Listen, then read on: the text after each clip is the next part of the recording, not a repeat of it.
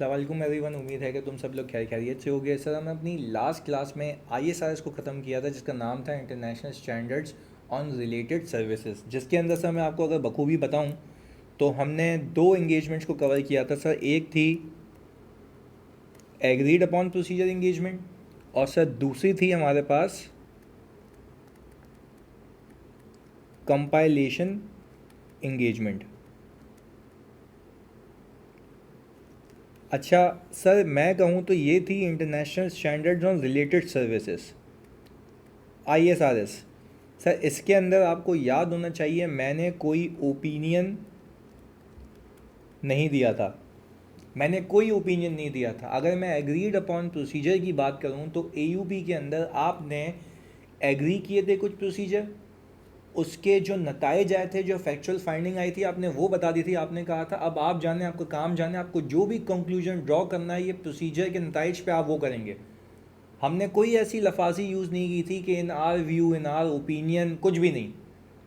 तो that means कि हमने फैक्चुअल फाइंडिंग रिपोर्ट दी थी, इससे ज़्यादा कुछ भी नहीं किया था, जिसकी मैंने रिपोर्ट की प्रैक्टिस भी करवाई थी आपको। अच्छा अब आगे फिर मैंने आपको सिखाई कंपाइलेशन इंगेजमेंट। कंपाइलेशन इंगेजमेंट में आप क्योंकि अकाउंटिंग एक्सपर्ट होते हैं, आप कंपनीज के मल्टीपल ऑडिट्स कर रहे होते हैं, आप अकाउंटिंग फील्ड से ताल्लुक़ रखते हैं, तो आपको क्लाइंट इंगेज करता है for the purpose of compiling financial information. तो based on the certain applicable financial reporting framework आप उस इंफॉर्मेशन को कंपाइल करते हैं, जिसकी पूरी जिम्मेदारी किसकी होती है?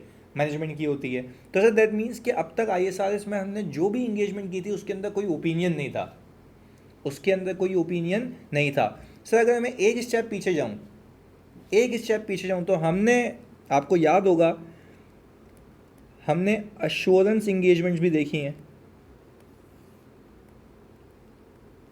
सर। अश्योरेंस इंगेजमेंट्स के अंदर हमने ये देखा था कि आपने ऑडिट करना सीखा था हिस्टोरिकल फाइनेंशियल स्टेटमेंट्स का। अब चाहे वो जनरल पर्पस फ्रेमवर्क पे बनाए गए थे या स्पेशल पर्पस फ्रेमवर्क पे बनाए गए थे, यानी हिस्टोरिकल फाइनेंशियल इंफॉर्मेशन का मतलब यह है कि वो FS जो हिस्टोरिकली बन चुके हैं, जिसका डेटा, जिसके सबूत हिस्टोरिकली अवेलेबल हैं, आपने उसको वेरीफाई किया था, उसको ऑडिट किया था, उसको ऑडिट किया था। पर आज हम एक नई एश्योरेंस इंगेजमेंट सीखेंगे, न्यू एश्योरेंस इंगेजमेंट सीखेंगे, जो हम आइजा के रिलेटेड, अगर मैं उसका नाम बताऊं आपको तो वो है sir ISAE, international standards on assurance engagement. ये इंटरनेशनल स्टैंडर्ड्स ऑन ऑडिटिंग नहीं है, ये है international standards on assurance engagement. यानी अब मैं आपको आज की क्लास में सिखाऊंगा कि सर अगर आप ऑडिट करें प्रोस्पेक्टिव फाइनेंशियल इंफॉर्मेशन, सर आपने आज तक किसका ऑडिट सीखा था? सर हिस्टोरिकल फाइनेंशियल इंफॉर्मेशन का। अब किसका सीखेंगे? हिस्टोरिकल फाइनेंशियल इंफॉर्मेशन का। क्यों? पहले क्यों का जवाब देता हूँ। क्यों हम सीखेंगे हिस्टोरिकल फाइनेंशियल इंफॉर्मेशन के अलावा? कि भाई प्रोस्पेक्टिव फाइनेंशियल स्टेटमेंट्स का भी ऑडिट है। पहले बात समझें, ये समझें कि प्रोस्पेक्टिव फाइनेंशियल इंफॉर्मेशन बनाई क्यों जाती है। अब लेट्स से कि सर ये एक एंटिटी है सर लेट्स से ये एंटिटी है, इस एंटिटी को बैंक से लोन ऑब्टेन करना है। तो बैंक ये कह रहा है कि भाई जब मैं आपको पैसे दूंगा, एक शर्त के ऊपर कि आप मुझे अपनी प्रोस्पेक्टिव यानी फ्यूचर की फिजिबिलिटी बताएं कि आपकी balance sheet, PNL, cash flow कैसा होगा। तो इस केस में ये एंटिटी बनाती है PFI, प्रोस्पेक्टिव फाइनेंशियल इंफॉर्मेशन, यानी फ्यूचर की बैलेंस शीट, फ्यूचर के कैश फ्लो, फ्यूचर का PNL अंदाजे से, ताकि ये बैंक असेस कर पाए कि क्या ये जो प्रोस्पेक्टिव फाइनेंशियल इंफॉर्मेशन है, क्या कंपनी इतना बिजनेस करेगी कि वो उसके डेट को रीपे कर पाए। पर मुझे एक बात बताओ कि अगर यही एंटिटी ये PFI प्रिपेयर करेगी, ये एंटिटी अगर PFI प्रिपेयर करेगी तो ये तो जाहिर सी बात है इसको एक्स्ट्रापोलेट करेगी। ये जाहिर सी बात है ये इसको क्या करेगी जानी, एक्स्ट्रापोलेट करेगी। तो जाहिर सी बात है भाई bank will be at risk. कि ऐसा तो नहीं है कि फेक इन्फॉर्मेशन देके मुझसे लोन ले जाओ और आखिर में उस कंपनी के हालात क्या हो जाएं, खस्ता हो जाएं। है तो फ्यूचरिस्टिक इन्फॉर्मेशन ना, हिस्टोरिकल क्या जो हो चुका।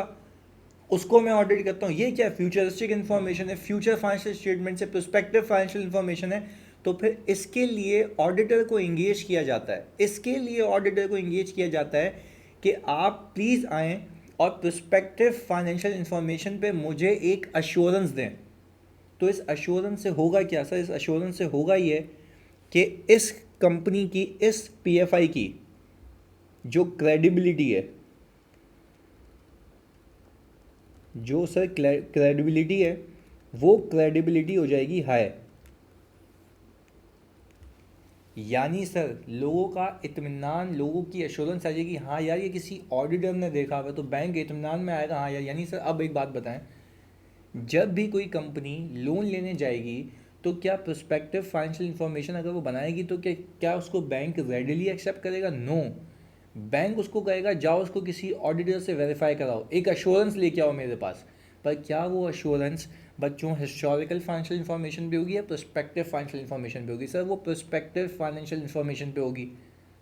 तो इस केस में जब हमें अपॉइंट किया जाएगा तो वो अपॉइंटमेंट जो होगी हमारी, वो होगी ISAE के तहत, international standards on assurance engagement, not on historical FS but on prospective FS. यहाँ तक बात क्लियर है? आगे सुनिएगा। फिर वो कहता यह है, एक जेन्युइन बात बता रहा हूँ आपको, जनरल बात बता रहा हूँ। फिर वो कहता यह है कि भाई जब आप हिस्टोरिकल एफएस का ऑडिट कर रहे होते हैं, जब आप हिस्टोरिकल एफएस का ऑडिट कर रहे होते हैं तो आप देते हैं रीजनेबल एश्योरेंस। अच्छा, रीजनेबल एश्योरेंस तब दे पाते ना जब आपके पास क्या मौजूद होते हैं? सबूत, एविडेंस। क्योंकि ये इवेंट्स हो चुके होते हैं, ये इवेंट्स बच्चों हो चुके होते हैं, ये इवेंट्स हो चुके होते हैं। और जो नहीं हुए होते लेट्स से कंटिजेंसीज पे, उस पर आप एक्सपर्ट का ओपिनियन, लॉयर का ओपिनियन लेते हैं। यानी भाई हिस्टोरिकल फाइनेंशियल इन्फॉर्मेशन में रिलेटिवली सबूत मौजूद होते हैं। पर जो प्रोस्पेक्टिव फाइनेंशियल इन्फॉर्मेशन होते हैं, प्रोस्पेक्टिव फ्यूचरिस्टिक फाइनेंशियल इन्फॉर्मेशन, उसका कोई आज तो सबूत नहीं है ना, वो अजम्पशंस पे बनाया जाता है। तो आपने चेक करना होता है कि क्या वो अजम्पशंस रीज़नेबल हैं या नहीं है। वो मैं आगे सिखाऊंगा कैसे चेक करेंगे, वो मैं आगे सिखाऊंगा। बट आप पहले फ़र्क समझें कि सर एक हिस्टोरिकल एफर्ट है जिसमें मेरे पास सबूत होते हैं, जिसको मैं चेक करता हूँ, तो मैं कहता हूँ हाँ यार I am able to give reasonable assurance.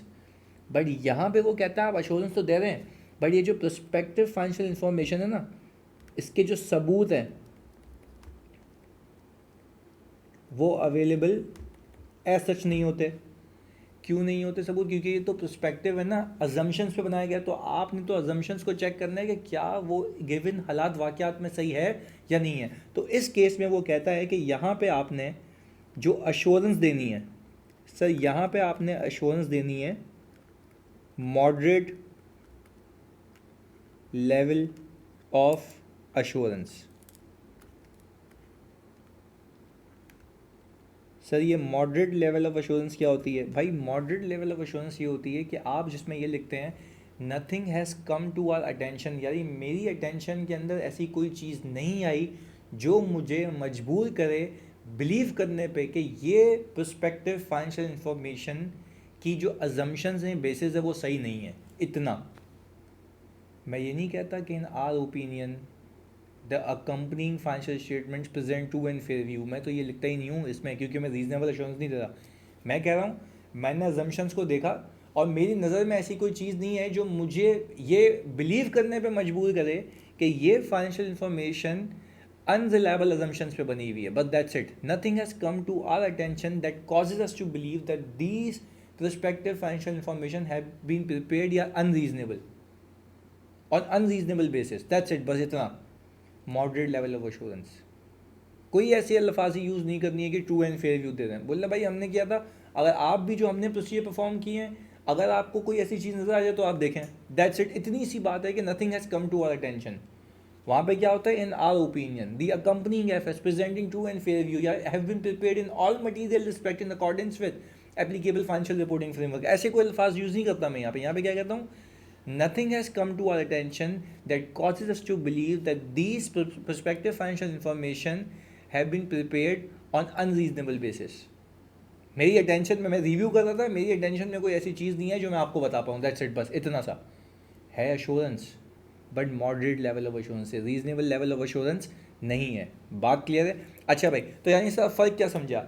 फ़र्क ये समझा कि सर आपने जो पहले आइज़ा सीखे थे वो थे इंटरनेशनल स्टैंडर्ड्स ऑन ऑडिटिंग, वो थे ऑडिट के लिए, चाहे वो स्पेशल पर्पस पे बने हुए हो एफएस या जनरल पर्पस पे बने हुए हों, उसको हमने साइड में किया। फिर हमने कहा कि भाई अदर देन एश्योरेंस इंगेजमेंट क्या होती है सर? कंपाइलेशन इंगेजमेंट और sir agreed upon procedure engagement.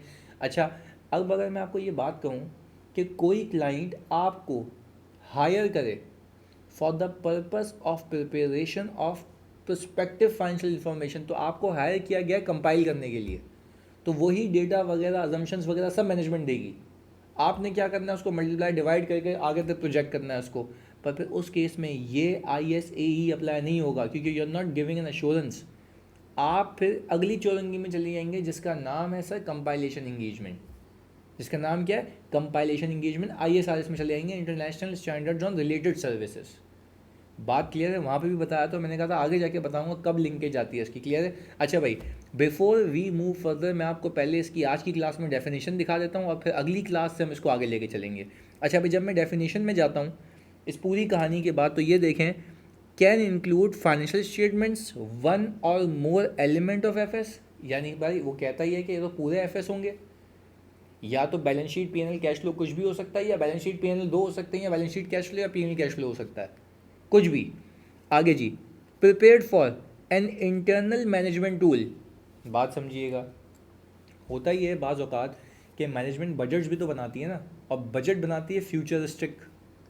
Budget कैसे बनाती है जानी? फ्यूचरिस्टिक बनाती है। तो मुझे आप एक बात बताएं, जब वो बजट फ्यूचरिस्टिक बनाती है तो हो सकता है कि दो चार विद गवर्नेंस कहें कि भाई मैनेजमेंट बाबू सही है, आपने बना लिया, आप इसको ऑडिट से सर्टिफाई करें और फिर हमें बोर्ड मीटिंग में प्रेजेंट करें, क्योंकि आपने बनाया, आप बायस हो सकते हैं। हमारे पास रिव्यू करने का टाइम है, ऊपर ऊपर से देखेंगे, आप पहले इसको जाएं किसी ऑडिटर से एश्योरेंस लेके आए। पर कौन सी assurance sir? Moderate level of assurance. पहली चीज़ ये हो गई। दूसरी चीज़ वो कह रहा है भाई for distribution to third parties, यानी इसका पर्पस क्या है? या तो मैं किसी थर्ड पार्टी को दूंगा। अच्छा देखो, यहाँ पे लिखा हुआ है थर्ड पार्टी के लिए प्रोस्पेक्टस की बात कर रहा है। भाई जब मैं IPO में जाता हूँ, यानी इनिशियल पब्लिक ऑफरिंग कर रहा होता हूँ, तो मुझे शेयर इशू करने से पहले प्रोस्पेक्टस इशू करना पड़ता है, जिसके अंदर मैं पूरा बिजनेस प्लान बताता हूँ। तो बिजनेस प्लान के अंदर फ्यूचर फाइनेंशियल इन्फॉर्मेशन आएगी ना, तो क्या वो ऑडिटेड होनी चाहिए या अनऑडिटेड होनी चाहिए? सर वो ऑडिटेड होनी चाहिए, पर उसका ऑडिट, उसकी अश्योरेंस किसके तहत होगी सर? ISAE के तहत होगी। और सर दूसरी चीज़ लिखी हुई है document for the information of landers, जैसे मैंने आपको बैंक की एग्जांपल दी। और फिर वो कहता है very important thing, management is responsible for the preparation and presentation of PFI। The auditor may be asked to examine and report on the PFI to enhance its credibility. मैंने भी आपको ये सिखाया कि यहाँ पे आपको सिर्फ इंगेज इसलिए किया जाएगा ताकि उसकी क्रेडिबिलिटी हाई हो जाए। बात क्लियर है जी? अगली क्लास में मिलते हैं इसकी कंटिन्यूशन के साथ। जज़ाकल्लाह।